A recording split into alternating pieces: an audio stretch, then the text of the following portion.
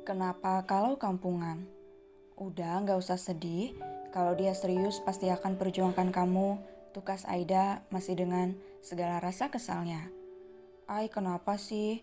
Kenapa judes gitu sama Kak Sam? Setiap orang punya salah dan kita gak berhak menghakimi dari sebelah pihak. Wah, luar biasa udah dewasa rupanya di kecilku ini. Puji Aida dengan anggukan kepala kesekian kalinya, tak terbayangkan jika Mei sudah mulai bijak dalam bersikap. Iyalah, masa mau jadi anak kecil terus? Mei juga pengen dewasa menikah dengan yang Mei sayang, seperti Ai sama Mas Tono. Bisa gak sih berhenti panggil Tono? Jadi saya dengarnya, kampungan boleh kampungan. Rai memang pernah sama kalian, tapi sekalian ini, Mami Bian mendadak muncul di belakang mereka. Ada apa dengan orang kampung? Salah, dosa, atau haram? Tatap tajam Aida melangkah mendekati Mami Bian. Kalau enggak karena Rai nyasar ke sana, kalian enggak akan ketemu dan enggak mungkin terjebak pernikahan sama kamu. Oh ya? Mata Aida mendelik takjub dengan tangan menutup mulutnya. Berarti nyasar yang membawa berkah? Terus apa kabar yang terus di sini tanpa sadar diri? Apa maksud kamu? Kamu nyindir saya ini nyonya besar di sini, kamu gak ada apa-apanya. Tukas dan tunjuk Mami Bian ditangkap oleh Aida dengan menggenggamnya erat. Satu istana hanya memiliki satu ratu, dan ratu akan selalu ada di dekat sang raja. Siapa rajanya? Apakah boleh seorang ibu suri bertindak ratu? Tatap Aida dengan senyum genitnya.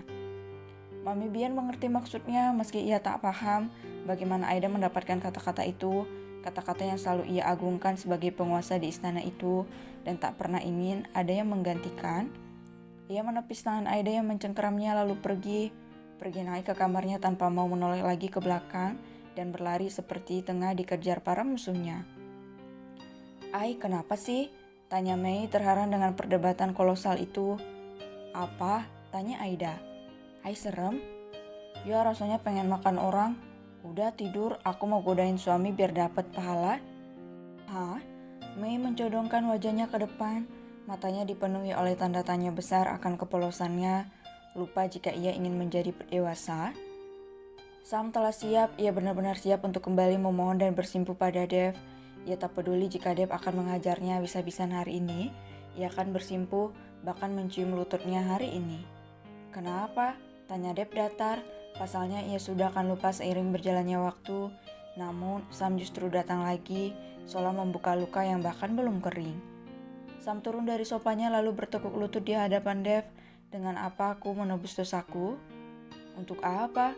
Menginginkanmu mati pun tak akan bisa mengembalikan Fanny untukku, ucap Dev.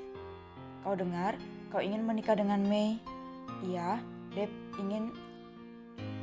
aku ingin meminta restumu. Balas Sam masih berlutut di sana. Dengan mudahnya semua mendapatkan ganti dari segala rasa kecewanya. Lalu bagaimana dengan aku? Aku yang lebih sakit itu adik kandungku.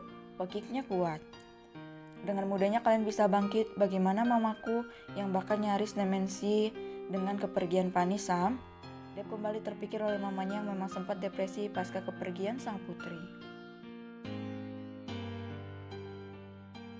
Kau bukankah sudah menganggap Mei sebagai adikmu? Aida juga, Dev. Tak ada yang menginginkan kepergian Fanny. Apalagi aku, tutur Sam dengan segala sesal dalam hatinya. Dev, kenapa begini? Mama kecewa kalau sampai Dev menyiksa orang lain hanya demi Fanny. Mama Lia datang dengan segala nasihat untuk sang putra.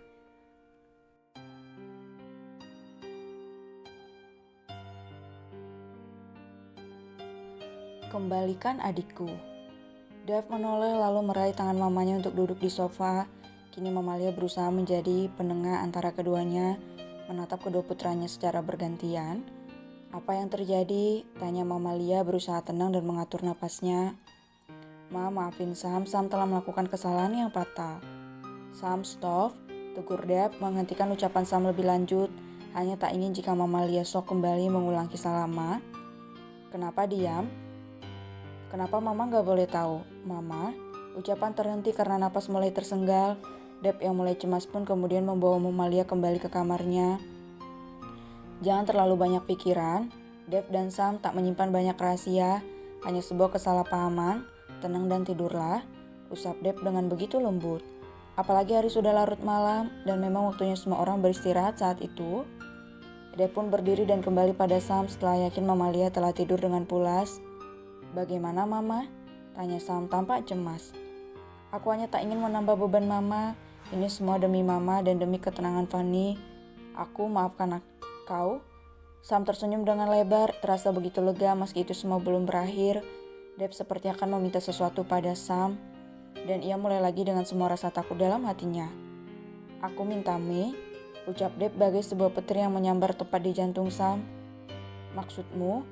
Ya, aku ingin Mei jadi adikku, apalagi bahkan aku tak akan pernah bisa mendapatkan Aida. Sam, tapi bagaimana aku? Aku sudah janji akan menikahinya. Berikan atau kau tak akan dapat apapun. Sam hanya bisa menelan salivannya, lalu berdiri pergi meninggalkan Deb dengan segala emosinya.